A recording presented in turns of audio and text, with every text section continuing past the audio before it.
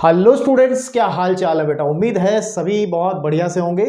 और आज की इस वीडियो के अंदर हम लोग सभी को पता ही है, क्योंकि इससे पहले वाली वीडियो में हमने 1.3 क्लास 11th चैप्टर नंबर 1 समुच्चय सेट्स का ये 7वां लेक्चर और 1.3 का सॉल्यूशन आज करेंगे। इंट्रोडक्शन हमने इस एक्सरसाइज का पिछले वाली वीडियो में कर लिया था और कुछ क्वेश्चंस, यानी कि जो पहला क्वेश्चन है वो आपकी स्क्रीन पे दिख भी रहा है। आप लोगों से एक सलाह है कि आप लोग अपनी एनसीईआरटी किताब सामने रख करके बैठे, ठीक है।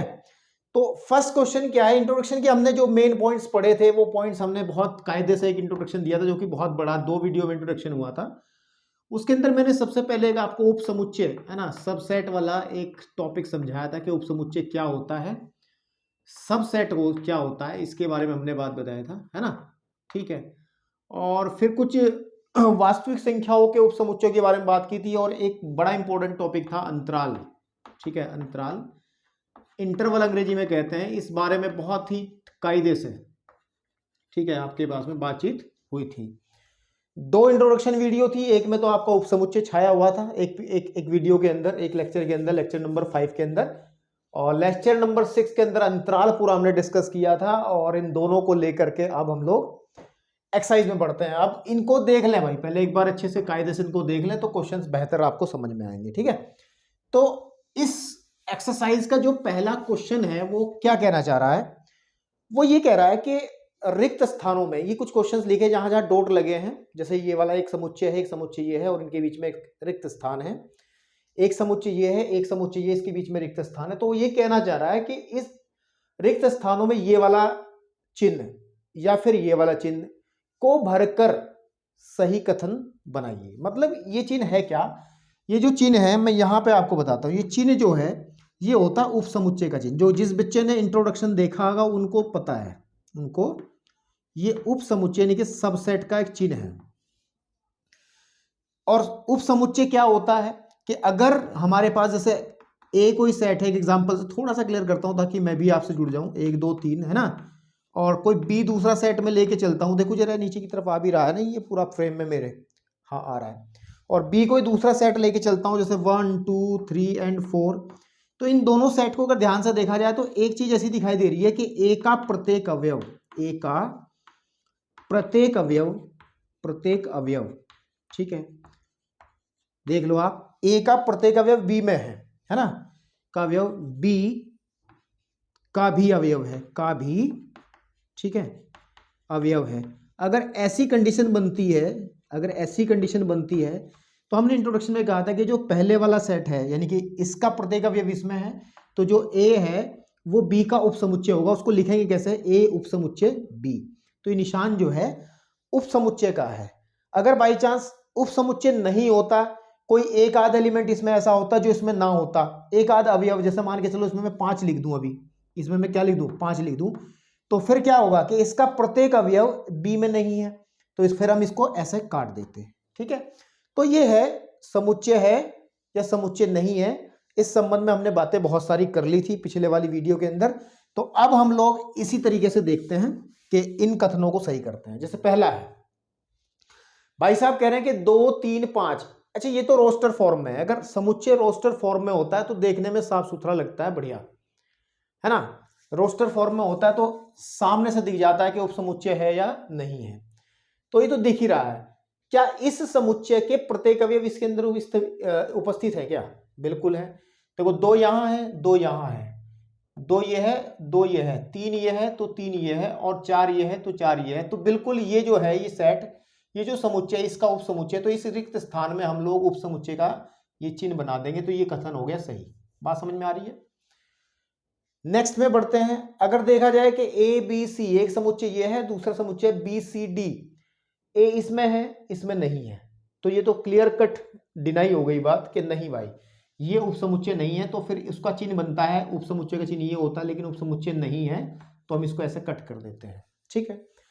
लेकिन नीचे की तरफ जितने क्वेश्चंस है ये आपको रोस्टर फॉर्म में ना दे करके, रोस्टर रूप में ना दे करके, सेट बिल्डिंग फॉर्म यानी कि समुच्चय निर्माण रूप में दे रखे।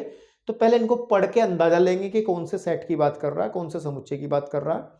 फिर हम देखेंगे कि हाँ बात बन पा रही, क्या ये बाप बेटे वाला रिलेशन बन पा रहा, नहीं बन पा रहा। ये तो बेटा है, ये बाप है, ये बेटा नहीं है इसका, क्योंकि इसके अंदर कुछ एक्स्ट्रा चीजें आ गई है ना।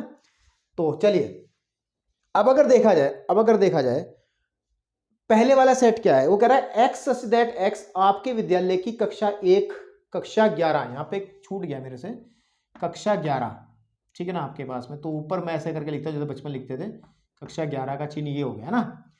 तो वो कह रहा है कि x such that x, x ऐसा है कि एक्स जो है आपके विद्यालय की कक्षा 11 का एक विद्यार्थी है, मतलब क्या है, ये जो पूरा सेट है ये किसको रिप्रेजेंट कर रहा है, इधर वाला ये जो सेट है इसको समझ लो, ये आपकी कक्षा 11 को रिप्रेजेंट कर रहा है।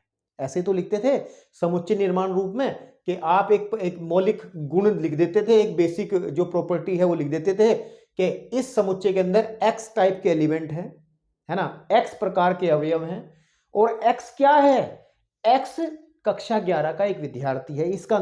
इसका मतलब है कि ये इस पूरे सेट के अंदर कक्षा 11 के विद्यार्थी आएंगे सारे के सारे, तो ये कक्षा 11 का एक सेट हो गया।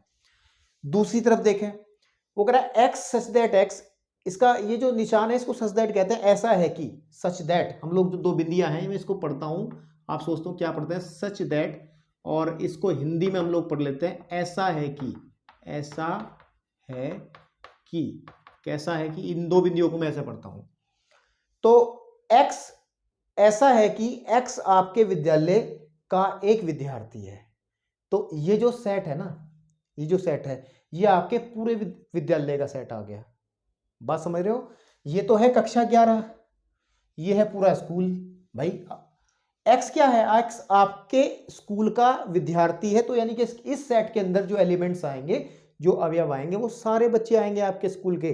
तो सीधी बात है क्लास 11 कौन सी बाहर से आएगी, एक ही तो स्कूल की है, क्योंकि इसने कहा आपके विद्यालय की, और उसमें भी आपका विद्यालय ही है, तो इस केस में सीधी बात है कि ये इसका उपसमुच्चय बन जाएगा। ठीक है, नीचे आ जाओ, वो कह रहा है x such that x, fourth के अंदर एक्स सच दैट एक्स किसी तल में स्थित एक वृत्त है, मतलब तल का मतलब किसी भी प्लेन में बहुत सारे सर्कल हमने बना दिए, तो ये तल के अंदर जितने भी वृत्त बन सकते हैं उन सबका समुच्चय वृत्त बनाना है। वो किसी भी त्रिज्या का हो सकता है, ये सब वृत्त छोटे बड़े ये सब इस समुच्चय के अंदर सभी वृत्त आएंगे जो तल में बनते हैं। फिर बात कर रहा एक्स सच दैट एक्स एक समान समतल में इसमें वृत्त है जिसकी त्रिज्या 1 इकाई है। इसमें स्पेसिफाई कर दिया इस वाले समुच्चय के अंदर केवल वो वृत्त आएंगे जिसकी त्रिज्या 1 सेंटीमीटर है। बात समझ रहे हो, लेकिन इसके अंदर सारे आएंगे, तो क्या ये इसका उपसमुच्चय बन पाएगा क्या, नहीं बन पाएगा, क्योंकि ये तो छोटा ही सेट रहेगा ना। इसमें तो लिमिटेशन है कि केवल वो वृत्त जिसकी त्रिज्या 1 सेंटीमीटर की है, 1 इकाई की है, लेकिन इसके अंदर तो त्रिज्या 1 इकाई वाले भी होंगे, 2 वाले भी होंगे, 3 वाले भी होंगे, कितनी भी वास्तविक संख्या, कोई भी संख्या की त्रिज्या का, यानी कि ये बड़ा सेट है। हाँ, अगर ऐसा होता कि ये पहले होता ये बाद में होता तो हम कहते हैं कि ये इसका उपसमुच्चय बन सकता, लेकिन ये इसका उपसमुच्चय नहीं बन सकता, क्योंकि ये छोटा सेट है और ये बड़ा सेट है। आप इसको महसूस कर सकते हैं, कोई दिक्कत नहीं है, तो ये कट जाएगा। ठीक है, क्लियर है। चलिए उसके बाद में कह रहा है कि एक्स सच दैट एक्स किसी समतल में स्थित एक त्रिभुज है। ये जो सेट है, ये जो समुच्चय है, ये पूरा का पूरा, ये किस चीज का समुच्चय है बेटा, ये समुच्चय है जितने भी त्रिभुज हैं किसी भी तल में। इस बोर्ड पे जितने भी त्रिभुज बनाऊं मैं, उन सब का समुच्चय, किसी भी समतल के अंदर हमने त्रिभुज बनाए बहुत सारे। ठीक है, बहुत सारे क्या, जितने भी त्रिभुज बन सकते हैं, बहुत सारे नहीं बनाए, जितने भी त्रिभुज बन सकते हैं उन सब का ये समुच्चय है।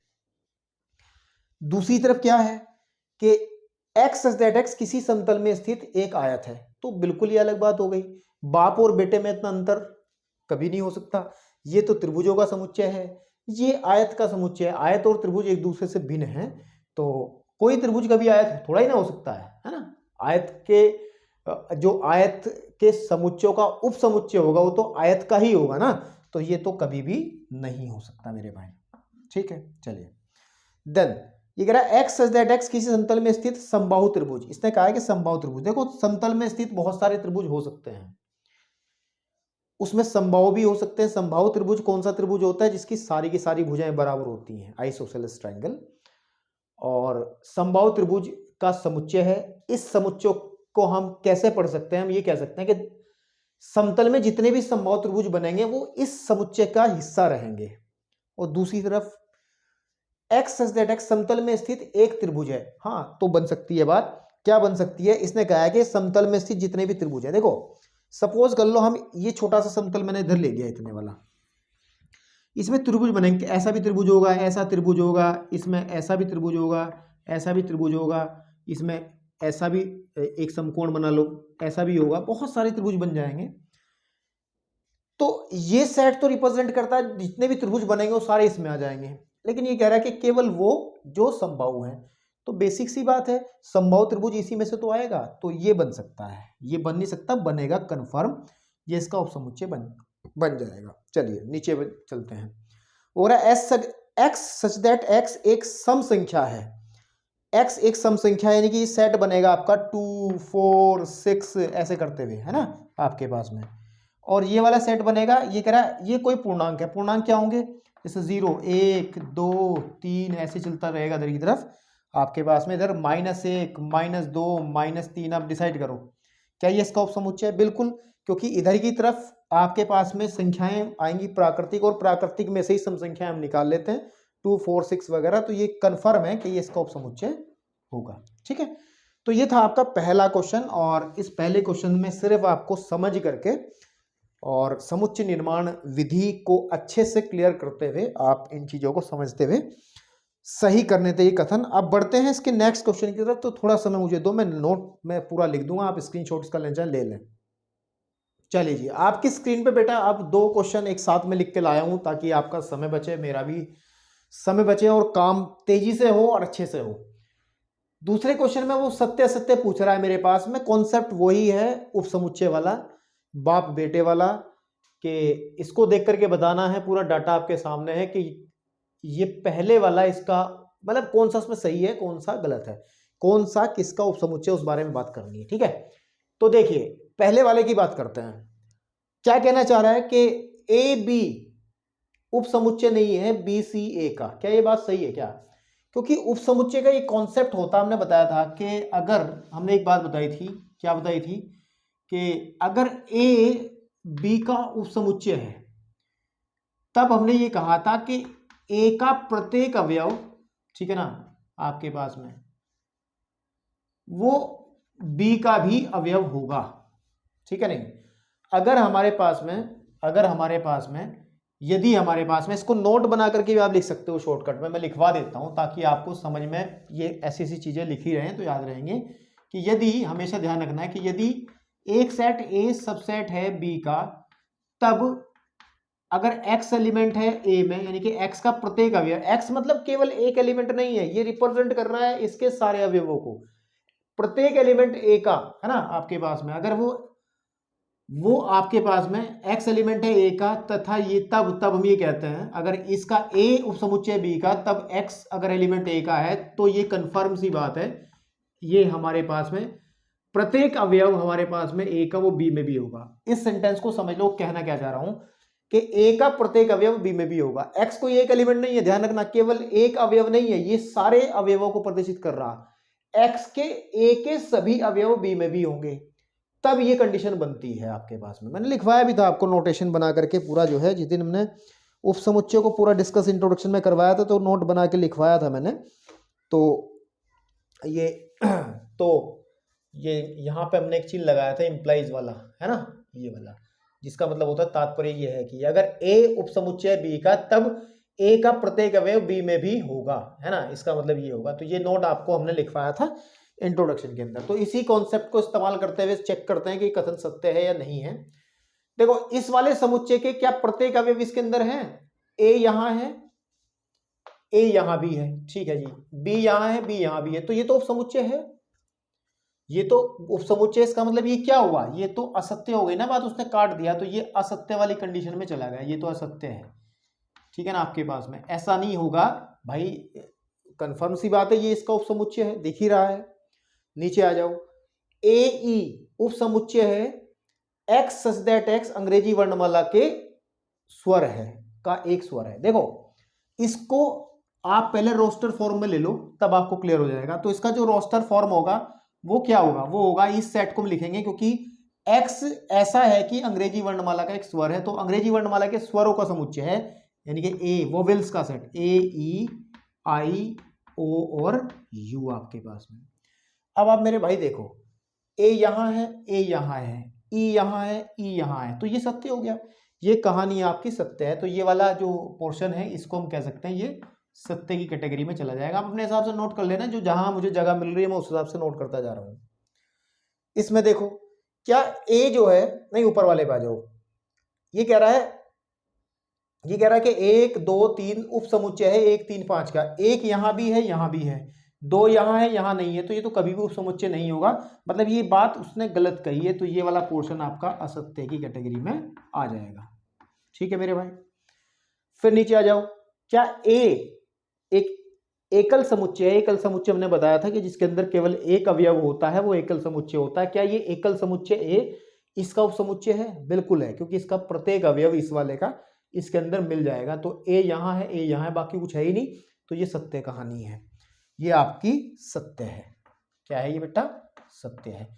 ये बड़े छोटे छोटे क्वेश्चंस आपको इस लिहाज से कराए जा रहे हैं ताकि आपके अंदर समुच्चय को लेकर के बेसिक समझ पैदा हो सके। समझ में आ रही है बात?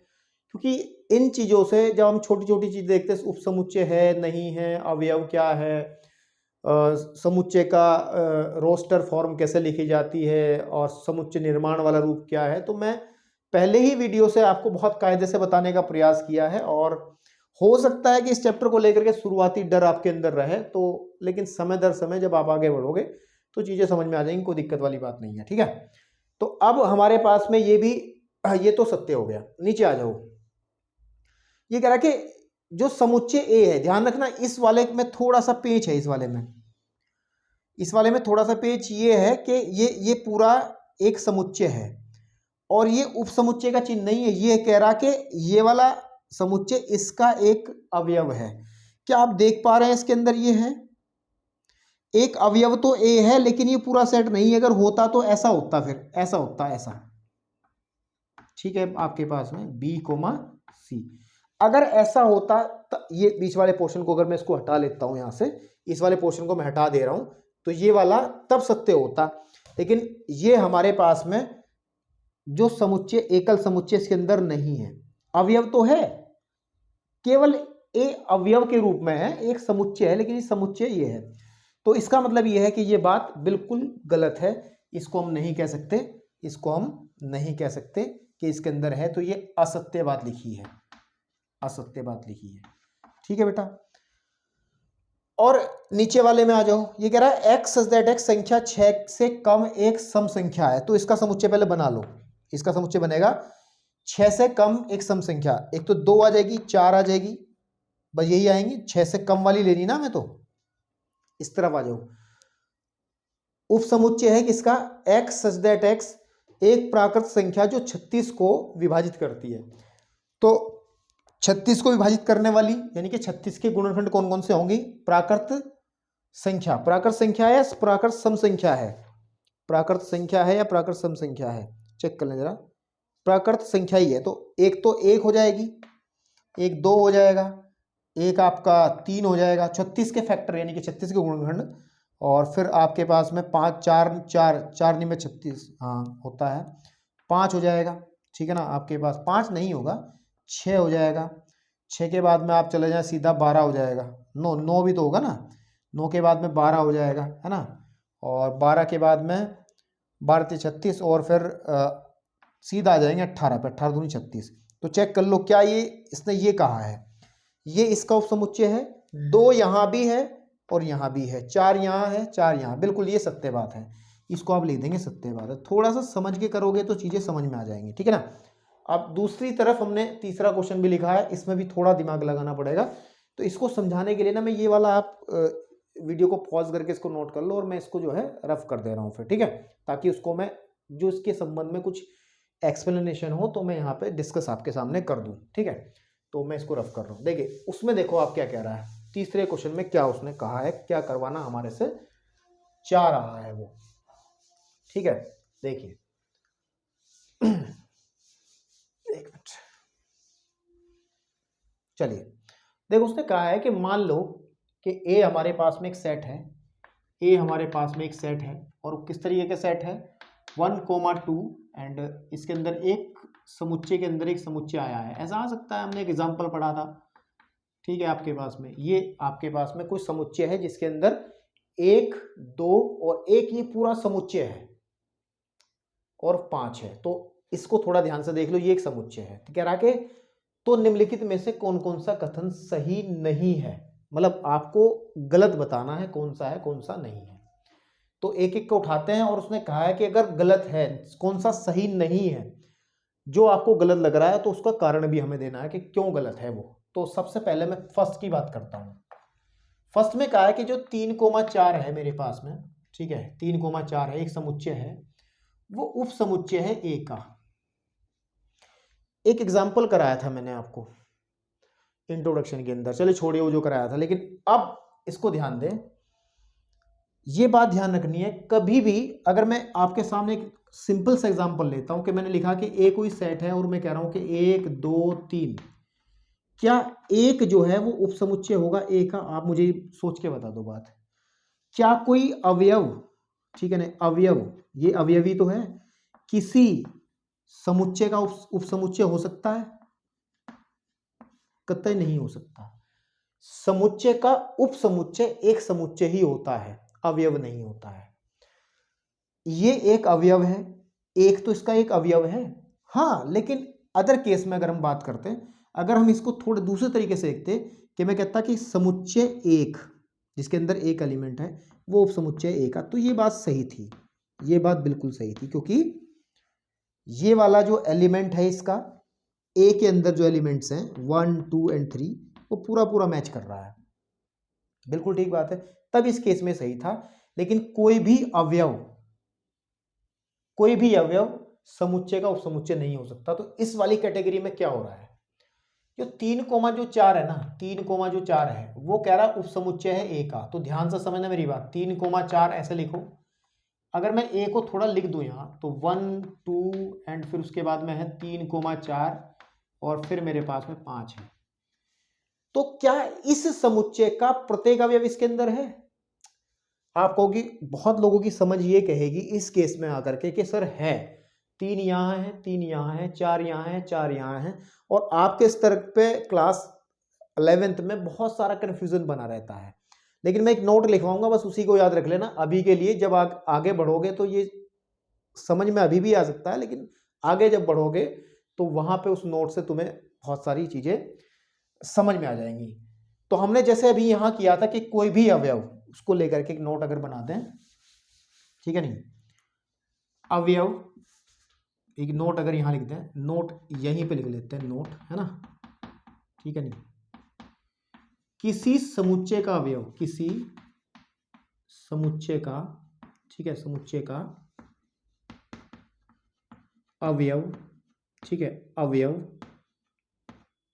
ठीक है, अवयव उस समुच्चय का, उस समुच्चय का, समुच्चय का उपसमुच्चय, ठीक है, उपसमुच्चय नहीं होता, नहीं होता है। कारण आपको पता ही है, क्योंकि आप इस वाले केस में यही केस बन रहा है, क्योंकि 3,4 जो है इस समुच्चय ए का एक अवयव है।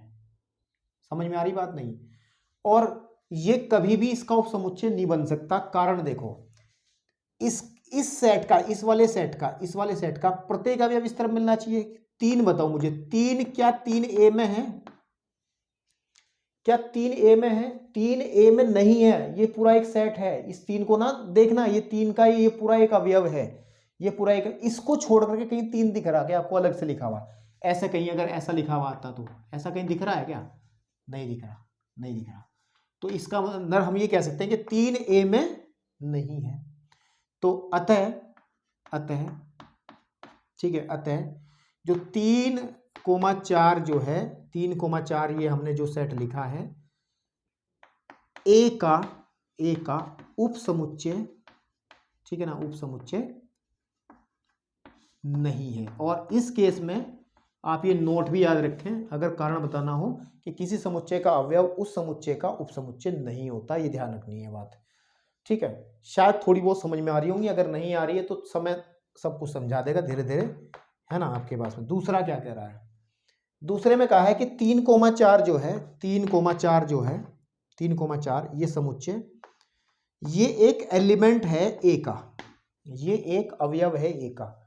तो 3,4 तो एक अवयव है ही ए का, तो ये बात सत्य है, इसमें कुछ दूसरी बात हमें नहीं कहनी है। इसका मतलब हमें सिर्फ उन पर चर्चा करनी है जो सही नहीं है और क्यों, इस बारे में बात करनी है। तो आई थिंक ये सत्य है, तो उस बारे में बात करने की कोई आवश्यकता नहीं है। तो पहला सत्य नहीं था, इसलिए हमने इस पर चर्चा की।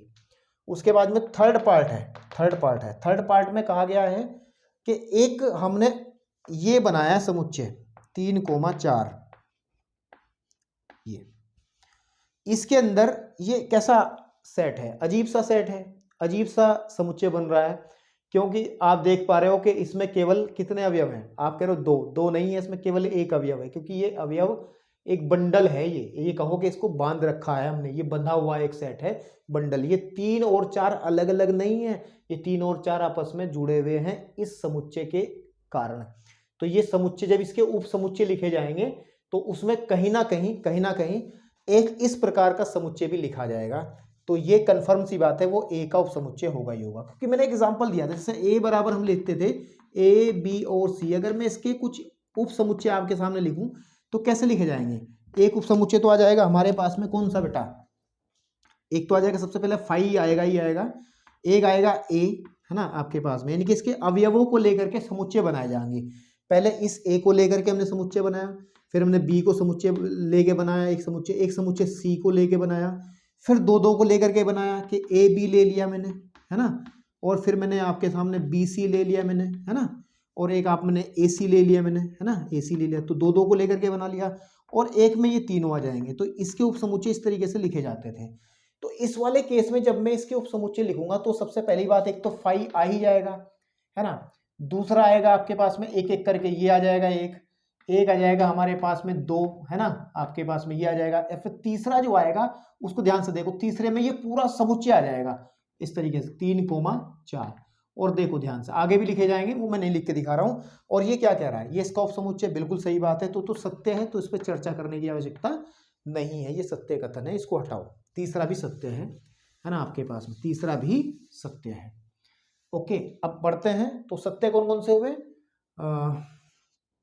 ये सत्य हो गया आपके पास में, ये भी सत्य हो गया। अब एक देखो, ये वाला फोर्थ में देखो, जो फोर्थ है, फोर्थ में कह रहा है कि एक जो है वो अवयव है ए का, तो देख चेक करो, एक तो अवयव है ही ए का, ये भी सत्य है, तो इस पर भी बात करने की आवश्यकता नहीं, दिख ही रहा है एक इसके अंदर है ही है, तो ज्यादा इसमें सोचने वाली बात नहीं, इस फोर्थ को भी हटाओ।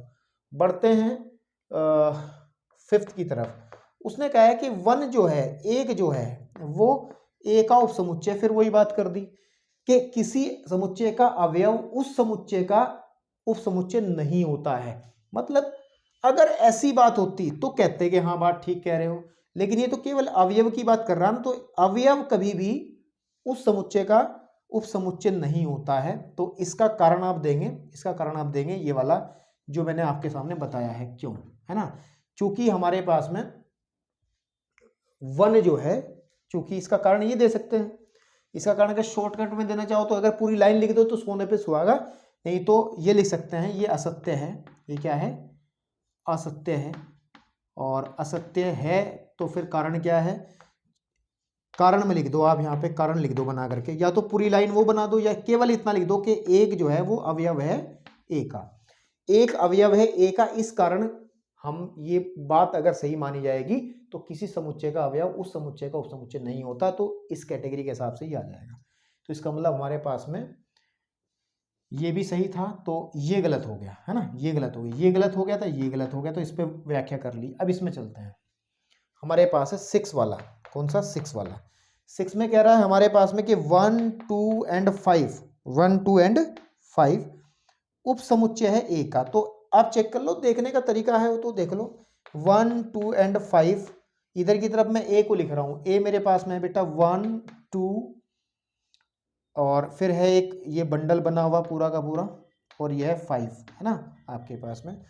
तो 1 यहाँ है, 1 यहाँ है, 2 यहाँ है, 2 यहाँ है, 5 यहाँ है, 5 यहाँ, बिल्कुल सत्य बात है, ये आपकी ट्रू बात है, इसमें कोई अच्छा वो वाला ना, हाँ वो वाला। तो ट्रू बात है, बिल्कुल सही बात है, ये हमारे पास सत्य है, तो इस बारे में कुछ बात करनी नहीं है, ये सत्य है। कारण हमें उनके बताने हैं सिर्फ जिनका जो असत्य है। बढ़ते हैं सातवें की तरफ। सातवां क्या कह रहा है? सातवां इसी के जैसा है कि 1, 2 एंड 5 ये जो पूरा सेट है वो कह रहा है कि ये अवयव है ए का। क्या ए के अंदर ये सेट 1 to 5 दिख रहा? क्या 1 2 अलग है, 5 अलग है? सेट के रूप में, समुच्चय के रूप में सिर्फ एक ही समुच्चय इसके अंदर दिखता है जो कि 3,4 है। और 3,4 की बात नहीं कर रहे, हम कर रहे हैं 1 3 5।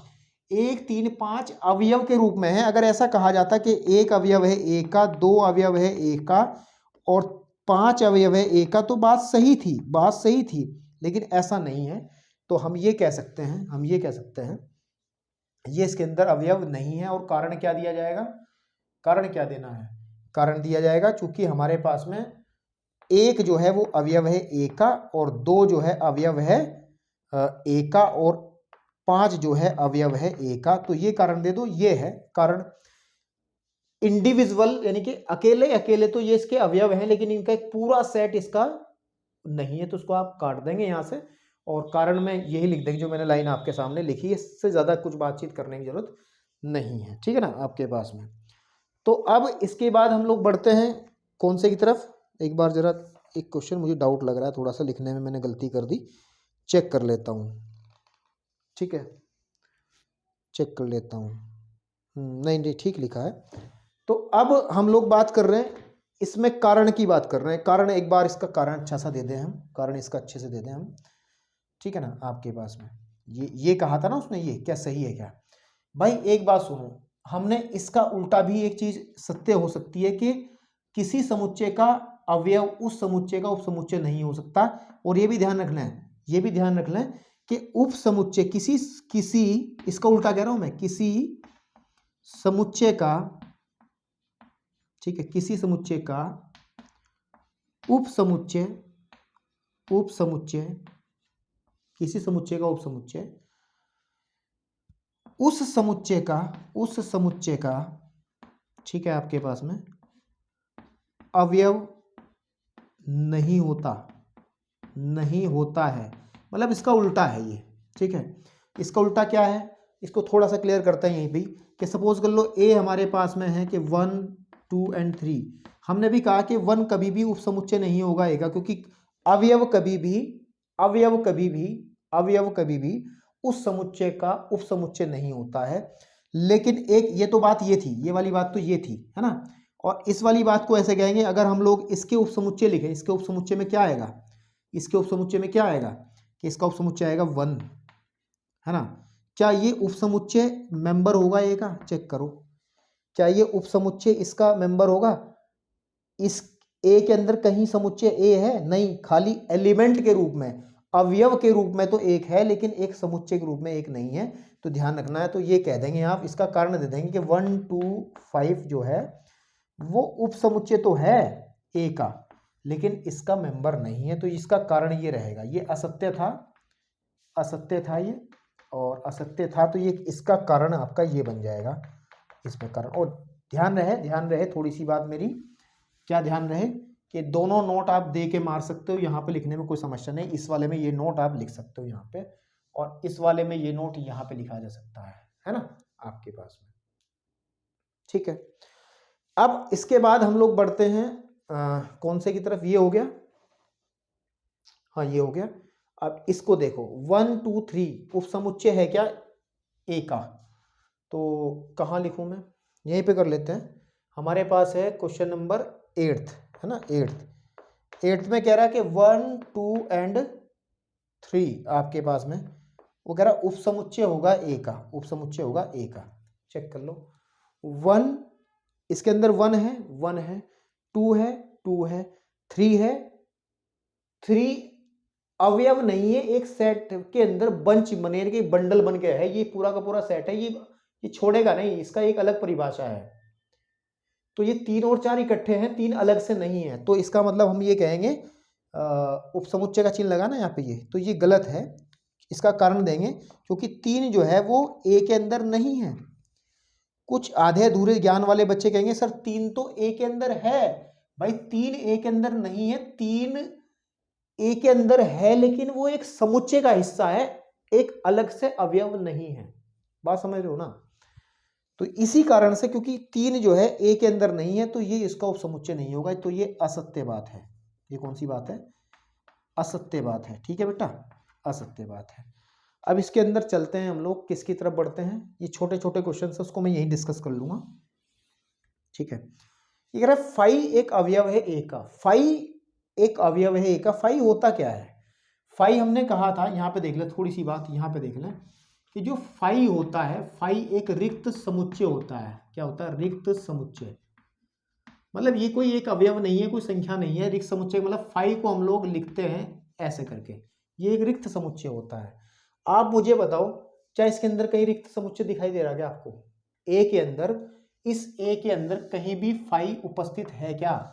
केवल इसके अंदर एक समुच्चय उपस्थित है, वो है 3,4। इसके अलावा कोई दूसरा समुच्चय नहीं है। अगर ये होता तो ये खाली ब्रैकेट वाला एक यहाँ पे इसमें दिखाई देता कहीं ना कहीं, वो फिर ऐसा दिखाई देता कि ए एक समुच्चय है जिसके अंदर एक फाई भी है, या फाई को फाई ना लिख करके ऐसा भी लिखा होता, खाली दीवारें दीवारें, और फिर आगे के एलिमेंट जैसे 1 2 फिर 3,4 और आपके पास में फिर ये 5 आ जाएगा इस तरीके से।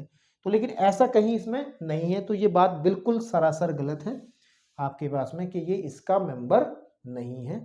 और कारण है, इसका कारण देंगे हम, तो इसका कारण यहाँ पे हम लोग 9th की बात कर रहे हैं ना, 9th की, क्योंकि फाई जो है वो ए में कह रहा कि है, इसको असत्य लिखेंगे और असत्य के कारण देना पड़ेगा ना, असत्य का हमें कारण देना पड़ेगा, और कारण में लिख देंगे, कारण में लिख देंगे, क्योंकि फाई जो होता है वो सबसेट होता है ए का। मैंने कहा था जब इंट्रोडक्शन पढ़ाया था कि जो फाई होता है, जो फाई होता है वो उपसमुच्चय होता है ए का। मतलब किसी भी समुच्चय का उपसमुच्चय में से फाई तो होता ही होता है। और अभी इस बात को ध्यान से सुन लें, जब फाई ए का उपसमुच्चय है, मैंने अभी लिखा है कि जब फाई ए का उपसमुच्चय है, तो इसका मतलब क्या है कि फाई एक एलिमेंट के रूप में ए में नहीं होगा। किसी समुच्चय का उपसमुच्चय उस समुच्चय का अवयव नहीं होता है। तो अगर ये फाई इसका उपसमुच्चय है तो फाई कभी भी ए में नहीं होगा। फील आ रहा है ना? फील आना जरूरी है क्वेश्चंस को लेकर के। अब इसमें बचता है 10th वाला, और 10th में क्या है? 10th कह रहा है कि फाई जो है उपसमुच्चय ए का। बिल्कुल सत्य बात है। मैंने कहा था कि रिक्त समुच्चय हमेशा ही प्रत्येक समुच्चय का उपसमुच्चय होता है, सत्य बात है, इसमें कुछ एक्सप्लेनेशन देने की जरूरत नहीं है। उसके बाद में ये है फाई, ये फाई का भी इसने एक समुच्चय बना दिया। तो इसको सही से सही समझो जरा, मैं 10 रफ कर रहा हूँ, ये स्क्रीनशॉट ले लो आप ताकि मैं उसको अच्छे से एक्सप्लेन कर पाऊँ। तो इस क्वेश्चन को, जो हमारे पास 11th क्वेश्चन, इसको थोड़ा सा समझाऊंगा मैं, इसका मतलब क्या है। देखिए अब सुनिएगा मेरी बात। उसने कहा कि जो फाई है, एक्चुअली फाई जो है, सेट फाई, ये फाई सेट नहीं रहा, ये एकल समुच्चय बन गया। अब वो उप समुच्चय है ए का। तो इसको देखने का तरीका क्या है? इसको, ये बिल्कुल गलत बात है, लेकिन इसको कैसे देखें हम? फाई का मतलब होता है रिक्त समुच्चय, तो ये ऐसा बनेगा, ऐसा करके।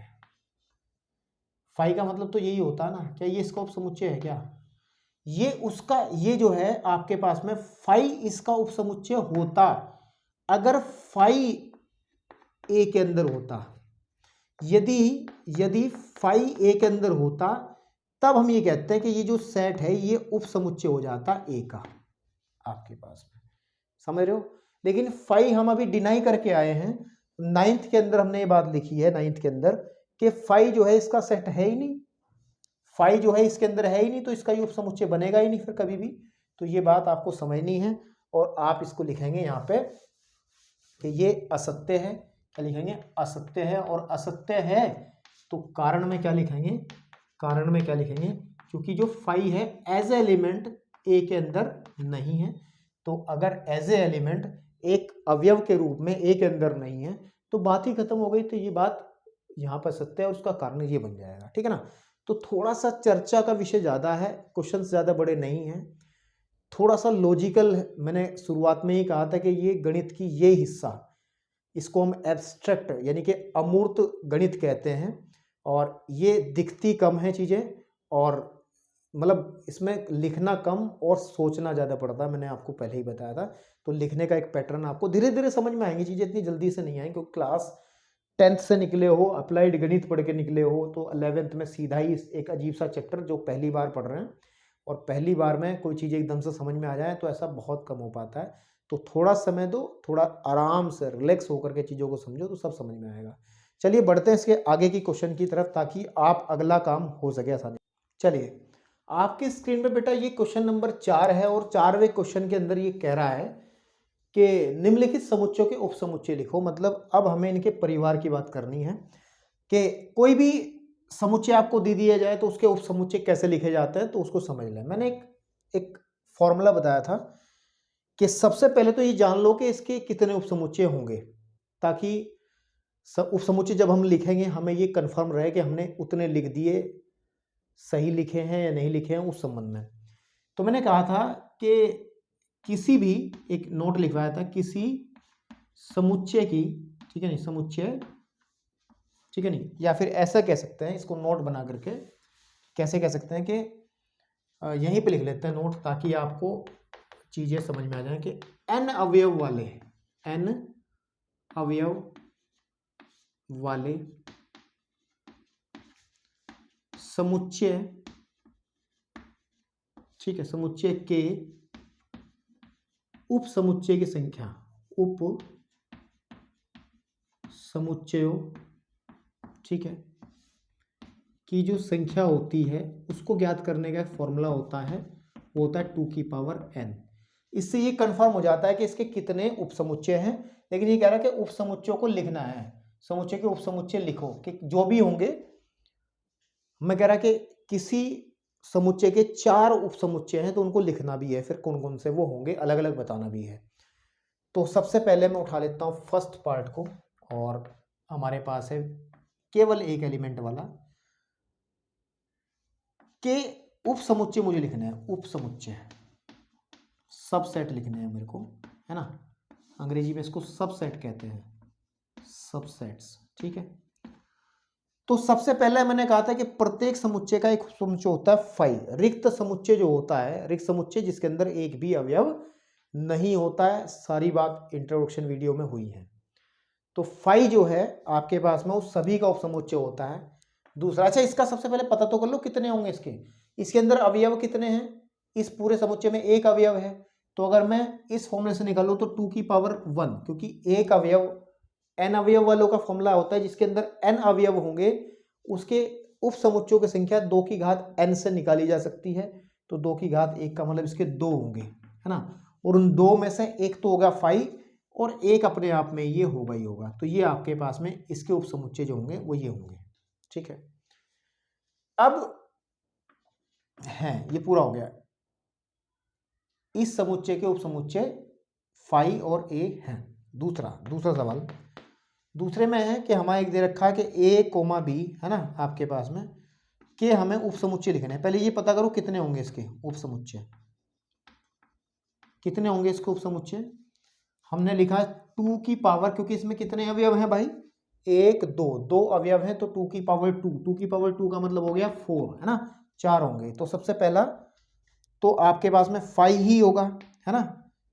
फिर आपके पास में एक एक को ले लो, पहले ए को लेके बना लो, फिर आप बी को लेके बना लो, ठीक है ना, आपके पास में, और एक और आ जाएगा जिसमें हम दोनों अवयव ये आ जाएंगे अपने आप में ही। तो ये जो 4 बने हैं, 1 2 3 4, चेक कर लो, ये इसके उपसमुच्चय है, देख लो चेक कर लो। तो ये इसके 4 हो गए हमारे पास में। अब बात करते हैं थर्ड वाले की। थर्ड वाला जो है इसका तो मैं कई बार एग्जांपल दे चुका हूँ कि ये मेरे पास कोई है 1 2 एंड 3 और के उपसमुच्चय जो लिखे जाएंगे, उपसमुच्चय जब हम लोग लिखेंगे, ठीक है बेटा, उपसमुच्चय लिखेंगे तो सबसे पहले तो 5 आ जाएगा। होंगे कितने इसके, इसमें 2 की पावर, क्योंकि कितने अवयव हैं, 1 2 3 अवयव हैं, 2 की पावर 3 का मान 8 होता, तो 8 होंगे। तो पहला तो 5 हो गया। फिर एक एक करके एकल समुच्चय लिखिए जरा। एक हो जाएगा ये, एक हो जाएगा 2 को लेकर के, एक हो जाएगा 3 को लेकर के, है ना, एक फिर 2 2 लेकर के होंगे, 2 2 अवयव वाले, 1 2 1 3, है ना, और फिर 2 3, है ना, आपके पास में 2 3 और एक समुच्चय हो जाएगा ये अपने आप में ही 1 2 और 3, है ना, आपके पास में। ये मत कर देना, ये मत कर देना कभी कहोगे सर जी आपने लिखा है कि 1 2 लिखा है, एक समुच्चय तो ये है, एक 2 1 है, तो ये अलग अलग समुच्चय नहीं होते, ये दोनों समान समुच्चय हैं, ये दोनों समान समुच्चय, चाहे ये लिख लो चाहे ये लिख लो, बात एक ही है। अगर इस तरीके की स्थिति में हो तो फिर इसका मतलब आपने पहले वाली वीडियोस को ध्यान से आपने नहीं देखा। तो इसके 1 2 3 4 5 6 7 8, इसके 8 उपसमुच्चय बन गए। अब बात करते हैं इसके फोर्थ पार्ट की। फोर्थ पार्ट है मेरा फाई। तो फाई जो है, फाई एक रिक्त समुच्चय यानी कि ऐसा है, तो फाई का रिक्त समुच्चय है ये वाला, तो इसका केवल एक ही उपसमुच्चय होगा, वो फाई ही होगा, क्योंकि इसके अंदर कोई अवयव नहीं है, तो ये अपने आप का ही उपसमुच्चय होगा, बाकी और कुछ नहीं होगा। तो यहाँ पे लिख रहे हैं के उपसमुच्चय जो होंगे, उपसमुच्चय, ठीक है बेटा, वो होगा फाई, वो का उपसमुच्चय फाई ही है, ठीक है। तो फटाफट इसको नोट करो और अब मैं बढ़ता हूं अब इसके नेक्स्ट क्वेश्चन की तरफ। पांचवा क्वेश्चन मैं यहीं पे निपटा देता हूं, पांचवा क्वेश्चन मैं यहीं निपटा देता हूं। वो कह रहा है पावर सेट ऑफ, चलो समझाएंगे इसको पहले तब आगे बढ़ेंगे, लिख लें एक बार पूरा। चलिए अब आपकी स्क्रीन पे बेटे इसका पांचवा क्वेश्चन है और पूरा छोटा सा क्वेश्चन पूरे बोर्ड पे है। तो सबसे पहले मैंने इंट्रोडक्शन में बताया था कि P ऑफ A क्या है, इसको कहते हैं A का घात समुच्चय, A का घात समुच्चय, घात समुच्चय, और घात समुच्चय को अंग्रेजी में कहते हैं पावर सेट। क्या कहते हैं? पावर सेट, है ना। तो A का पावर सेट क्या है, ये होता क्या है कि अगर A का पावर सेट बेसिकली होता क्या है हमारे पास में, मैं बता देता हूं कि A के सभी उपसमुच्चयों का, A के सभी उपसमुच्चयों का समुच्चय है, उपसमुच्चयों का समुच्चय जो होता है बेटा वो घात समुच्चय होता है A का। बिल्कुल ठीक बात है। फॉर एग्जाम्पल अगर हम बात करें कि अगर A का वैल्यू हमारे पास में 1,2 एक सेट मैंने ले लिया, तो इसके जो उपसमुच्चय बनेंगे, एक तो बनेगा मेरे पास में 5 तो बनेगा ही बनेगा, है ना, एक फिर 1 बनेगा और फिर आपका ये 2 बनेगा, है ना, और फिर बनेगा 1 और 2, यही तो बनेंगे इसके बस उपसमुच्चय, इसके अलावा और कोई उपसमुच्चय नहीं बनेगा, क्योंकि 2 अवयव हैं तो 2 की घात 2 करके देखें तो 2 दूनी 4, 4 उपसमुच्चय बनेंगे, चारों हो गए 1 2 3 4। तो अगर मैं इन उपसमुच्चयों को इसके बच्चों का भी एक सेट बना दूं, उपसमुच्चयों का समुच्चय बना दिया मैंने, मतलब इन सभी उपसमुच्चयों को एक समुच्चय बना करके लिख दिया, तो इसी समुच्चय को हम लोग बेटा पावर सेट ऑफ ए कहते हैं, ए का घात समुच्चय कहते हैं। भाई वही बात है, ये सब ए के बच्चे हैं, उपसमुच्चय मतलब बच्चे, तो आप बाप की पावर किस में होती है, उसके बच्चों में ही होती है। तो सीधी बात है कि पावर सेट ऑफ ए जो होता है वो ए के सभी उपसमुच्चयों का समुच्चय होता है। तो इस केस में हमें कहा है कि P ऑफ ए में कितने अवयव होंगे अगर A जो है फाई है। अब A फाई है, A फाई का मतलब है कि A जो है वो रिक्त समुच्चय, इसके अंदर एक भी अवयव नहीं है। तो जब हम लोग A के उपसमुच्चय लिखेंगे, A के उपसमुच्चय लिखेंगे, क्योंकि उपसमुच्चय से तो ये PA बनेगा, समुच्चय लिखेंगे, तो आप बता सकते हो कि A के उपसमुच्चय कितने बनेंगे। A के उपसमुच्चय बनेंगे 5। अभी हमने एक क्वेश्चन किया था इससे पहले वाले में ही, और वो क्वेश्चन था कि 5 के उपसमुच्चय क्या क्या होते हैं। अभी अभी क्वेश्चन किया है हमने कि 5 के उपसमुच्चय केवल एक होता है, वो होता है 5। 5 का केवल एक ही उपसमुच्चय होता है, वो 5 ही होता है। रिक्त समुच्चय का उपसमुच्चय रिक्त समुच्चय ही होता है, उसके अलावा कुछ नहीं होता। तो ये हो गया हमारे पास। तो A के उपसमुच्चय जो हैं वो आपके पास में इतने हैं। तो जो P ऑफ A बनेगा, पावर सेट ऑफ A, वो तो केवल इसके उपसमुच्चयों का एक समुच्चय बन जाएगा 5, इस तरीके से। बिल्कुल ठीक बात है। अब ये कह रहा है कि P A में कितने अवयव हैं, तो P A में देख लो, में केवल एक अवयव है, केवल, ठीक है, नहीं, एक अवयव है, एक अवयव है, ठीक है बेटा, अवयव। छोटा सा क्वेश्चन लेकिन समझाना बहुत पड़ा है, कोई बात नहीं, अवयव है, ठीक है। अब इसके बाद हम बढ़ते हैं क्वेश्चन नंबर 7 की तरफ, और ये इंट्रोडक्शन के दूसरे वाले हिस्से में चले गए हम। चलिए अब आपके स्क्रीन में बेटे 7वां इस एक्सरसाइज का क्वेश्चन है, और कह रहा है निम्नलिखित को, अब ये आपको दिख रहे होंगे ये समुच्चय ही हैं, और समुच्चय है ये आपके समुच्चय निर्माण रूप में, है ना, समुच्चय, ठीक है, निर्माण रूप में दिए गए हैं, निर्माण रूप के अंदर दिए गए हैं। लेकिन भाई साहब कह रहा है कि इनको अंतराल रूप में लिखो। देखो समुच्चय को लिखने का तरीका एक तो रोस्टर फॉर्म में था, है ना, और एक आपका समुच्चय निर्माण रूप में था। लेकिन अब इस एक्सरसाइज के इंट्रोडक्शन जो हमने कराया था उसके दूसरे हिस्से में हमने अंतराल की बात की थी और वो कायदे से समझाया था। लेकिन चलिए यहाँ भी थोड़ी चर्चा करते हुए और समझाते हुए चलते हैं कि अंतराल क्या है। सबसे पहली बात, अंतराल को समझ लो छोटा सा एक बार, पूरा ना डिटेल से, क्योंकि वहाँ तो 40 मिनट पूरा बकवास करी गई थी, तो यहाँ पे थोड़ा सा समझा के चलते हैं। अंतराल में ये था कि अगर हमारे पास में सपोज कर लो जैसे 2,5 कोई दो रियल नंबर है, वास्तविक संख्याएं हैं, और इनको मैं अगर संख्या रेखा पे इस तरीके से दिखाऊं 2,5, है ना, यहाँ पे ध्यान रखना है कि पहला नंबर छोटा होना है, दूसरा बड़ा होना है। यानी कि ये कह सकते हैं कि जहां पर हमारे पास में 2 छोटा है 5 से, बिल्कुल ठीक बात, 2 बिल्कुल छोटा है 5 से, तो 2 और 5 के बीच में आने वाली संख्याएं जो होंगी यही अंतराल के अवयव होंगे, यही अंतराल के अवयव होंगे। इसी को हम लोग इंटरवल कहते हैं। क्या कहते हैं? इंटरवल। ठीक है, 2 और 5 में। तो ये इंटरवल 4 तरीके के मैंने आपको बताए थे और चारों तरीकों का इसमें जिक्र है, कैसे कैसे लिखे जाते हैं। हमने कहा था कि अगर देखो, सबसे पहला होता था जिसको हम कहते हैं विवृत, क्या कहते हैं? विवृत अंतराल, लेकिन हिंदी में इसको जरा डरावना लग रहा है ये, अंग्रेजी में इसको कहते थे ओपन इंटरवल। क्या कहते थे? Open interval. और ओपन इंटरवल क्या होता था कि इसी से मैं समझाता हुआ चलता हूँ, फिर इसमें आ जाऊंगा। वहां तो मैंने ए बी लेकर के डिस्कस किया था कि अगर हम लोग एक ऐसा समुच्चय बना दें जिसमें एक्स टाइप के एलिमेंट हो और एक्स जो है एक वास्तविक संख्या हो जो कि हम लेके चल रहे हैं, और एक्स जो वैल्यू लेता है वो 2 से बड़ी और 5 से छोटी वैल्यू लेता है। यानी कि कहने की बात यह है कि इनके बिल्कुल बीच की वैल्यू लेता है। यानी कि ये 2 पे एक गोली बनाओ और 5 पे एक गोली बनाओ, 2 और 5 के बीच में जितनी भी संख्याएं आएंगी, क्योंकि 2 और 5 के बीच में बहुत अनगिनत संख्याएं होंगी, वास्तविक संख्याएं जिनको हम लिख भी नहीं पाएंगे, इतनी संख्याएं हैं। तो इस बीच में जितनी भी संख्याएं आएंगी वो इस अंतराल के अंदर आएंगी, और इस अंतराल को लिखने का तरीका ये है जो कि आपको इस तरीके से यहां दिया है। लेकिन इस विवृत अंतराल को यानी कि ओपन इंटरवल को ये तो लिखा जाता है समुच्चय निर्माण रूप के हिसाब से, लेकिन अगर इसको लिखना पड़े हमें, ठीक है ना, अंतराल के रूप में, तो कैसे लिखेंगे हम इस ओपन इंटरवल के लिए? यानी कि जहां पर ये चिन्ह लगाता है ये वाला, तो ये ओपन को रिप्रेजेंट करता है। अगर इसके नीचे मैं एक निशान और लगा दूं तो ये क्लोज हो जाएगा, जो कि अगली बात में डिस्कस करूंगा।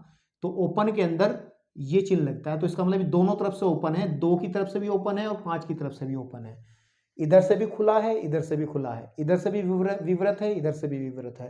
तो इसका मतलब क्या है कि ना तो इस अंतराल के अंदर ना तो 2 एक्स का मान 2 कभी आ सकता, ना 5 आ सकता, 2 और 5 के बीच का ही मान आएगा। तो उसको लिखने का तरीका रहेगा इस तरीके का, छोटा ब्रैकेट इस्तेमाल करते हैं, 2,5, 2,5। तो ये होता है 2,5 का मतलब है ये ब्रैकेट लगा है, तो ये ओपन इंटरवल को यानी कि विवृत अंतराल को दिखाता है। ठीक है मेरे भाई। और अगर वास्तविक संख्या रेखा पर इसको दिखाएं तो उसका चित्र ऐसे बनेगा जैसे मैंने आपके सामने दिखाया है कि अगर 2 एक्स का मान 2 लिया जा सकता तो इस गोली को भी हम डार्क कर देते, जो ये पॉइंट बना इसको भी हम लोग ऐसे भर देते, लेकिन हम इस अंतराल के अंदर 2 कभी भी एक्स का मान 2 और 5 नहीं लेंगे, क्योंकि ये 2 से बिल्कुल बड़ा है। अगर यहाँ पे निशान ये लगे तो हम कहते हैं कि 2 से बड़ा भी है, बराबर भी है, लेकिन इसमें केवल बड़ा है। बिल्कुल स्ट्रिक्टली, बहुत ही मजबूत तरीके से कहा गया है कि एक्स का मान 2 से बड़ा है, तो हम लोग इन दोनों गोलियों को डार्क नहीं करते हैं। इसका मतलब ये हो गया आपका ओपन इंटरवल। इसी केस में हम आगे बढ़ते हैं, वो होता है संवृत अंतराल, और जिसको अंग्रेजी में हम लोग कहते हैं, अंग्रेजी में ज्यादा बढ़िया लगता है, वो होता है क्लोज इंटरवल। क्या होता है? क्लोज इंटरवल आपके पास में। और क्लोज इंटरवल के अंदर हम क्या करते हैं, हम ये करते हैं कि जो इसकी ये सेट बनता है एक्स सच दैट एक्स, तो एक्स जो है वो एक वास्तविक संख्या होगा, लेकिन x का मान हम लोग 2 से बड़ा या बराबर भी लेंगे और 5 से छोटा या बराबर भी लेंगे। यानी कि दोनों केसेस के अंदर अंतर सिर्फ इतना है कि यहाँ तो बिल्कुल 2 से बड़ा था मान, यहाँ 5 से छोटा था, लेकिन यहाँ पे ये बराबर भी आ जाएगा। तो इसको हम कहते हैं विवृत अंतराल। उसको नोटेशन ये ओपन इंटरवल की है, ये नोटेशन आती है क्लोज इंटरवल की। ठीक है, आपके पास में ये स्क्वायर ब्रैकेट इस तरीके से है ना, तो यहाँ 2,5 हम लिखेंगे। ठीक है, और इसको अगर संख्या रेखा पर हम दिखाते हैं तो अगर यहाँ पे 2 है, यहाँ पे 5 है, तो इस अंतराल के अंदर कौन कौन से मान लिए जाते हैं, यहाँ पे एक पॉइंट बनाओ, यहाँ पे भी ये भी लिया जाएगा मान और ये भी लिया जाएगा। साथ ही साथ इनके बीच का मान भी हम लोग कंसीडर करते हैं। तो दो ही कैटेगरी के हैं ये। इसके बाद में जो तीसरा बनता है वो बनता है एक तरफ से ओपन दूसरी तरफ से क्लोज, या इसको कहते हैं लेफ्ट ओपन, है ना, राइट क्लोज, है ना, या फिर ओपन क्लोज इंटरवल। तो इसको अगर हम 2,5 के रूप में लिखें तो आप यहीं से डायरेक्ट इसको समझ सकते हैं कि x सच दैट x एक वास्तविक संख्या है, रियल नंबर है, और चूंकि इधर से ओपन है, ओपन के केस में आपको पता चलिए लगता है कि 2 से तो हमेशा x बड़ा रहेगा लेकिन 5 से छोटा रहेगा, क्योंकि इधर से ये क्लोज हो गया तो इसका मतलब 5 वैल्यू हम ले सकते हैं। तो ये वाला अंतराल कहलाएगा, इसको कहते हैं हम लोग ओपन क्लोज, अंग्रेजी में कहते हैं open close interval, open close, ठीक है, इंटरवल। ये मैंने पूरा बताया था। ये वाला बिल्कुल टोटली क्लोज इंटरवल है, ये क्लोज है ना, क्लोज है, और ये वाला आपका ओपन है, तो ये ओपन है। तो थोड़ा सा अंग्रेजी में याद रखें तो बहुत कायदे से चीजें समझ में आ जाती हैं। तो विवृत संवृत थोड़ा सा दिक्कत आपको लगता है। एक और होता है जो इस तरफ से तो क्लोज हो जाएगा 2 की तरफ से और 5 की तरफ से ये ओपन हो जाएगा। तो उसको लिखने का तरीका क्या रहेगा? अच्छा, इसको संख्या रेखा पे दिखाया नहीं है, मैंने दिखा दूंगा अभी। एक्स सच दैट एक्स के एक्स एक वास्तविक संख्या है लेकिन एक्स का मान जो है इधर से क्लोज है, यानी कि 2 से बड़ा होगा और बराबर भी ले सकते हैं क्योंकि इधर से ये क्लोज है और इधर से ये ओपन है, तो 5 से ये छोटा ही लेंगे स्ट्रिक्टली। तो इसको कहते हैं हम लोग क्लोज ओपन। क्या कहते हैं? Close open. अच्छा, बहुत सारे बुक राइटर अपने हिसाब से लिखते हैं, तो मैं बता देता हूँ। कुछ लोग इसको कहते हैं left close, sorry left open, इस वाले को कहेंगे लेफ्ट ओपन। लेफ्ट ओपन केवल एक कह देंगे कि इसको कह देंगे लेफ्ट ओपन। क्या कह देंगे? इस वाले को लेफ्ट साइड से ये ओपन है, और इसको कह देंगे हम राइट ओपन, ये राइट साइड से ओपन है। तो इसका नाम दे आ जा सकता है अलग अलग तरीके से कि ये लेफ्ट ओपन है, ये राइट ओपन है। और अगर थोड़ी सी बात में मैं दोबारा से फिर इंट्रो दे ही दिया मैंने इसको पूरा। इसको अगर संख्या रेखा पे दिखाएंगे तो उसका क्या चित्र बनेगा? यहाँ पे अगर 2 है, यहाँ पे अगर 5 है, तो इस वाले में 2 पे जो पॉइंट बनेगा, 2 को तो हम ले नहीं रहे ना, 2 से तो बिल्कुल बड़ा है, 2 के बराबर तो x का मान नहीं है, तो उसको नहीं लेंगे, लेकिन इसके बीच के सारे मान लेंगे और 5 को भी ले लेंगे। आप देख रहे हैं कि लेफ्ट साइड से ये ओपन है, खुला हुआ है आपके पास में। और इस वाले का जो चित्र बनेगा मेरे बेटे, अगर ये 2 है और ये 5 है, तो यहाँ पे ध्यान देंगे, इस वाले केस में इस 2 को तो ले लेंगे, इस 2 का मान तो ले लेंगे क्योंकि इधर से ये क्लोज है, और इधर वाला मान 5 नहीं लेंगे, और बाकी इनके बीच के सारे मान हम ले लेंगे। मान कैसे लिए जाएंगे वो अब जब आप चैप्टर आगे बढ़ाएगा, इससे अगला चैप्टर पढ़ाएंगे, तब ये ज़्यादा और क्लियर हो जाएंगे आपके सामने। तो इसी का यूज करते हुए अब हमें मेरे भाई इन सभी अंतरालों को सभी समुच्चयों को अंतराल में देना। तो देखिए, इसको देखिए, ये क्या बन जाएगा? इधर से ये ओपन है तो ब्रैकेट ऐसा आ जाएगा, और इधर से ये क्लोज है तो ब्रैकेट ऐसा जाएगा, और कहां से कहां तक है? -4 से 6 तक है। तो बात समझ में आ रही नहीं आ रही? ऐसा मत कहना कि किसी किताब में देख के कहोगे सर ये ब्रैकेट गलत मिसप्रिंट है। ये मिस्टर प्रिंट मिसप्रिंट वाला कोई केस नहीं है, ये एक स्पेशल नोटेशन होती है। एक तरफ से इस तरफ ब्रैकेट लगा दिया, एक तरफ से ये कहोगे ब्रैकेट ही गलत लगा दिया, ऐसा कुछ नहीं होता। अब देखो, यहाँ देखो, यहाँ देखो, इस वाले में क्या है? इधर से भी ओपन है, इधर से भी ओपन है, तो ओपन का मतलब ऐसा ब्रैकेट लगेगा। अच्छा, ओपन के लिए एक ब्रैकेट और इस्तेमाल में लाया जाता है। ओपन के लिए मैं आपको बता दूं, एक ब्रैकेट और लाया जाता है, उसको ऐसे भी लिख देते हैं, ऐसे ओपन, ऐसे भी करके। ये ओपन सा लग भी रहा है, खुला सा, ऐसे भी कुछ लोग लिखते हैं किताबों में। तो अगर इस वाले को हम ऐसे लिख दें, एक ब्रैकेट ऐसा लिख दिया, -4,6, इधर से ऐसे कर दिया, तो कोई घबराने वाली बात नहीं है। ये भी आपके पास में इसी की नोटेशन है, ये लिख दो, ये लिख दो, लेकिन एनसीईआरटी में केवल इस पे फोकस करा गया है। बाकी और अदर किताबों पे जाओगे तो इसका भी जिक्र ये हो जाएगा। इसमें चलो, इधर से भी ओपन है, 12 की तरफ से भी ओपन है, और -10 की तरफ से भी ओपन है। या इसको ऐसे भी लिखा जा सकता था कि -12, -10। ठीक है बेटा। फिर हमारे पास में इसको लिखा जा सकता है, इधर से ये क्लोज है, ठीक है, और 0 से ये क्लोज है, और इधर से ये ओपन है, तो 7 है ना आपके पास में। दूसरे शब्दों में इसको लिखा जा सकता है, दूसरे नोटेशन में, अगर दूसरी किताबों में हम देखें तो एनसीईआरटी से हट के किसी किताब में जाओगे तो ऐसा मिल जाएगा आपको। ये तो क्लोज ही रहता है, लेकिन ओपन को दूसरी नोटेशन भी दी जा सकती है इस तरीके से। फिर इधर की तरफ दोनों तरफ से क्लोज है, तो इसको बना लेंगे ये 3, और 4, ठीक है आपके पास में। तो ये इसके इंटरवल नोटेशंस हो गई फटाफट। अब इसके बाद में इन्होंने मुझे कहा है क्वेश्चन नंबर, ये तो छठा था, ये छठा सवाल था, मैं 7 लिख दिया है मैंने, छठा सवाल था। इसको स्क्रीनशॉट लो जरा फटाफट, जो आपको समझ में आ रहा है, ठीक है। अब अगर सातवें की हम लोग बात करें, सातवें में इसका जस्ट उल्टा करना है।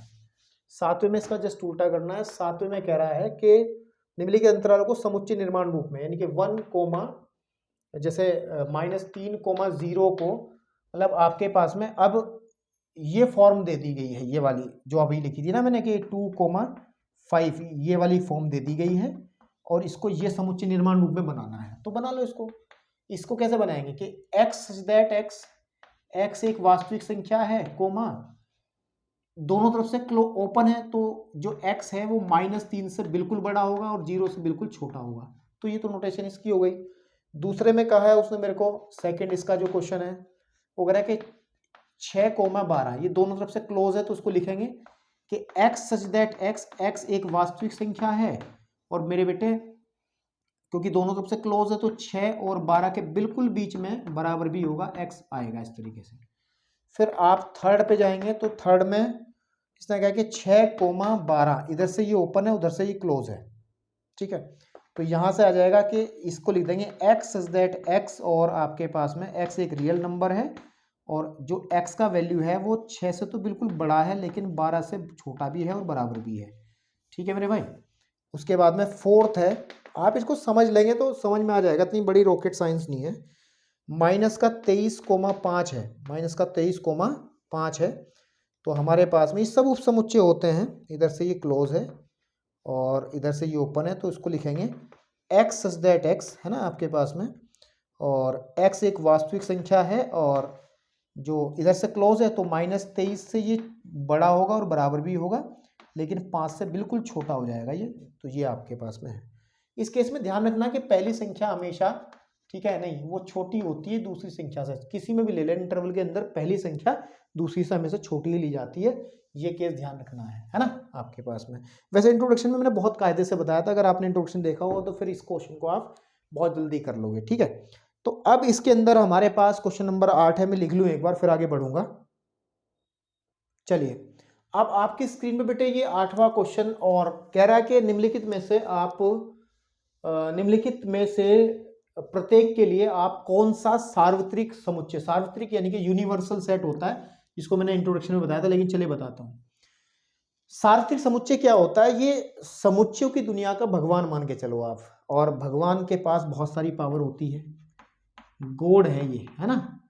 और इसके पास सबसे पहली बात तो ये है कि सभी इसके बच्चे होंगे, सभी आपके पास में सभी समुच्चय आपके पास में, है ना, सभी समुच्चय इस भगवान लिखा है मैंने लेकिन ये सार्वत्रिक समुच्चय को भगवान मैं कह रहा हूं, तो सभी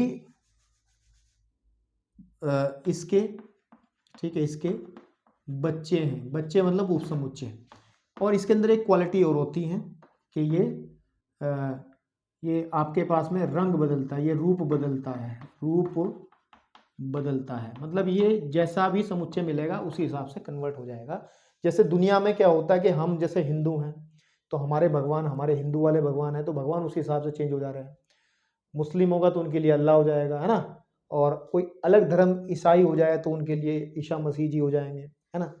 तो ये इसी तरीके से हमारी समुच्चयों की दुनिया का ये भगवान है। और अगर मेरे सामने एक समुच्चय आया चल फिर के कोई, मैंने कहा कि ए बी और सी है, तो इसके लिए सार्वत्रिक समुच्चय क्या बनेगा, यूनिवर्सल, इसको अंग्रेजी में यूनिवर्सल कहते हैं, क्या कहते हैं, यूनिवर्सल, है ना, यूनिवर्सल सेट, एक ऐसा सेट जो पूरे यूनिवर्स को अपने अंदर रखता है। तो यूनिवर्सल सेट जो यू बनेगा उसको यू से दिखते हैं, तो अगर ए ये है तो हम ये कहेंगे कि A B C D E, मतलब यूनिवर्सल जो सेट होगा वो इस सेट के सापेक्ष जो सेट लिखा जाएगा, ऐसा सेट लिखा जाएगा जो हमेशा इसको अपने अंदर रखे। यू हमेशा कहेगा अच्छा बेटा चलो ठीक है, तू मेरे अंदर ये देख लो, ए ये है, बी ये है, सी ये है, यानी कि जो ए है वो समुच्चय है यू का। आप कहोगे सर जी लो, आपने लिखा कि मैं तो ए लिखूंगा आपके सामने के 1 2 एंड 3, तो ये कहेगा ले भाई मैं यू बन गया, और मैं तो कह रहा कि 1 से लेके मैं तो 10 तक हूँ, बता के करना। वो कह रहे ना जी मैं तो दूसरा सेट बना रहा हूँ, 1 से लेके मैं तो 1000 तक ले रहा हूँ। क्या ले रहा हूँ मैं, 1 2 3 4 और ऐसे करता करता 1000 तक लिखूंगा, आप बताओ यू क्या होगा। तो वो कहेगा अच्छा बेटा ले, यू जो होगा वो तो पूरी प्राकृतिक संख्याएं हैं, 1 2 3 4, और 3 डॉट लगा कह देगा ले ढूंढता रहे जहाँ तक जाना। तो मतलब यूनिवर्सल सेट एक ऐसा सेट है जो अपने अंदर सभी समुच्चयों को रखता है, लेकिन इसकी खास बात यह है ये रूप बदलता है। अगर आपको अंग्रेजी वर्णमाला वाला मिला तो वो कहेगा ले मैं अंग्रेजी वर्णमाला का बन गया, वो संख्याओं वाला है तो संख्या वाला बन जाएगा। और जैसे इसके लिए अब कह रहा है कि इन समुच्चयों के लिए बताओ भगवान क्या लिए जाए, इसके लिए क्या भगवान होगा, इसके लिए क्या भगवान होगा, तो वही प्रस्तावित करना है, मैं बता रहा हूं क्या होगा। तो जैसे पहला है वो कह रहा है कि समकोण त्रिभुजों का एक समुच्चय है, उसके लिए भगवान क्या बनाया जाए। तो कुछ भी नहीं, समतल में स्थित जितने भी समुच्चय होंगे, है ना। तो फर्स्ट के लिए समकोण, ठीक है ना, आपके पास में त्रिभुजों का के समुच्चय के लिए के लिए अगर हम U लिखेंगे यूनिवर्सल सेट, तो लिख लेंगे x सच दैट x एक जहां x समतल में स्थित ठीक है, समतल में स्थित एक त्रिभुज है। जब हम सारे त्रिभुजों को एक समतल में लिख लेंगे तो समकोण त्रिभुज तो इसके अंदर ही आ जाएंगे। बात समझ पा रहे हैं, नहीं समझ पा रहे हैं? तो इसके लिए U क्या काम कर जाएगा, समकोण त्रिभुजों के समुच्चयों के लिए जो U भगवान बनेगा वो क्या बनेगा, दुनिया में जितने त्रिभुज हैं उनको इकट्ठा करके एक जगह रख लो। मैंने लिख दिया इसको सेट को कि U एक ऐसा समुच्चय जहां x सच दैट x समतल में स्थित एक समुच्चय है, यानी कि ये जो सेट रिप्रेजेंट कर रहा है ये दुनिया में किसी समतल के अंदर जितने भी त्रिभुज बन सकते हैं वो सारे इस कैटेगरी में आ जाएंगे। ये फर्स्ट था। और सेकंड में कहा है हमारे पास कि समद्विबाहु त्रिभुज में इसी में चेंज कर देंगे बस, समद्विबाहु, इसके लिए भी यही आ जाएगा समद्विबाहु त्रिभुज, क्योंकि जब हमने समद्विबाहु त्रिभुजों के समुच्चयों के लिए अगर हम लोग बात करते हैं के लिए U जो बनेगा भाई यही बना लो ना, क्योंकि ये इसके अंदर समकोण भी आ जाएगा, समद्विबाहु भी आ जाएगा, विषमद्विबाहु भी आ जाएगा, अधिक कोण, न्यून कोण, जितने भी प्रकार के त्रिभुज होते हैं सारे इसके अंदर आ जाएंगे। तो कौन सा समद्विबाहु बच जाएगा क्या, तो ये भगवान इसके लिए भी यही काम करेगा। x सच दैट x समतल में स्थित एक त्रिभुज है। ठीक है मेरे बेटे, तो ये हो गया आपका क्वेश्चन नंबर 8। अब मैं 9 करता हूं और इस एक्सरसाइज को समाप्त करता हूं। चलिए जी, अब इस एक्सरसाइज का बेटा लास्ट क्वेश्चन हम देखते हैं। और कह रहा है कि एक समुच्चय हमारे पास 3 समुच्चय दिए हैं। समुच्चय ए है 1 3 5, बी है 2 4 6 और सी है 0 2 4 6 8 प्रदत्त है, मतलब दिए गए हैं। इन तीनों समुच्चय ए बी और सी के लिए निम्नलिखित में से कौन से सार्वत्रिक, यानी सार्वत्रिक मतलब गॉड, भगवान है ना, यूनिवर्सल है ना, यूनिवर्सल, ठीक है, यूनिवर्सल सेट, ठीक है, नहीं लिए जा सकते हैं। मतलब ये 3 ऑप्शन दिए गए हैं, 3 देवता हैं, इन तीनों देवताओं में से कौन सा इनका भगवान बनेगा वो बताना है बस, है ना। तो सीधी बात है, वो ही भगवान बनेगा जिसके सब बच्चे होंगे। मतलब ये भी उप समुच्चय होना चाहिए उसका जिसको हम छांटेंगे, ये भी उप समुच्चय होना चाहिए जिसको हम इसमें से देखेंगे, ये भी उप समुच्चय होना चाहिए। तो मतलब उसके अंदर 1 भी होना चाहिए, 3 भी होना चाहिए, 5 भी होना चाहिए, उसके अंदर 2 4 6 भी होना चाहिए, उसके अंदर 0 2 4 6 8 भी होना चाहिए, सारे अवयव होने चाहिए। तो पहले एक को चेक करते हैं, क्या ये भगवान बनने लायक है, देखते हैं। इसके अंदर इसके बारे में बात करते हैं। इसका एक अवयव इसमें है, ये अवयव इसमें है, ये अवयव इसमें है, हाँ इसके लिए तो भगवान बन जाएगा। लेकिन तीनों के लिए इकट्ठा देखना ना। अब देखो इसके लिए 2 है, 4 है, 6 है, इसके लिए भी दोनों खुश है, हमारे लिए ठीक है। आगे चलो, अब सी क्या कह रहा है, 0 है, 2 है, 4 है, 6 है, लेकिन इसमें जो 8 है वो 8 नहीं है, तो ये मानने से मना कर देगा। सी इसको मानने से मना कर देगा कि नहीं भाई मैं 8, ये 8 मेरे पास कुछ अलग है, तो ये 8 इसके अंदर नहीं है, तो मैं इसको नहीं मानूंगा। तो ये तीनों के लिए फेल हो जाएगा फिर, क्योंकि हमें तो तीनों के लिए बताना ना, जो तीनों को सेटिस्फाई करता हो। फाई तो होगा ही नहीं, फाई के अंदर तो वो गुण ही नहीं है। रिक्त समुच्चय ये पहले दिमाग से खाली है, क्या किसी के लिए कुछ कर पाएगा। इसमें देखो ये शायद बन जाएगा, क्योंकि देखो अगर देखा जाए इसके अंदर ए के भी सारे अवयव हैं, 1 2 3 1 3 5, चेक कर लो 1 3 5 1 3 5, और बी के भी हैं 2 4 6, और बेटा सी के भी हैं 0 2 4 6 एंड 8 एक्स्ट्रा हो सकते हैं भाई, भगवान है, सार्वत्रिक समुच्चय है, उसके अंदर एक्स्ट्रा होंगे ही होंगे, जब भी तो बड़ा है, जब भी तो वो भगवान है। तो मेरे भाई तो आई थिंक ये सही है, ये है। ये भी नहीं होगा क्योंकि इसके अंदर सी फिर दिक्कत में आ जाएगा, क्योंकि सी का 0 जो है वो इसके अंदर नहीं है, चेक कर लो, सी का 0 इसके अंदर नहीं है। तो सही विकल्प है हमारा ये थर्ड वाला जो है ना, ए बी सी के लिए सार्वत्रिक जो समुच्चय बनेगा, सार्वत्रिक समुच्चय जो बनेगा, समुच्चय आपका ये बन जाएगा, ये वाला कौन सा, 0 1 2 3 4 10 तक, 0 1 2 3 4 5 6 7 8 9 और 10। तो आई थिंक इसका सॉल्यूशन बड़ा लंबा सॉल्यूशन था, लेकिन हो गया, समझ में भी आ गया होगा, है ना। चलिए नेक्स्ट एक्सरसाइज की तरफ बढ़ते हैं अब थोड़ी देर में।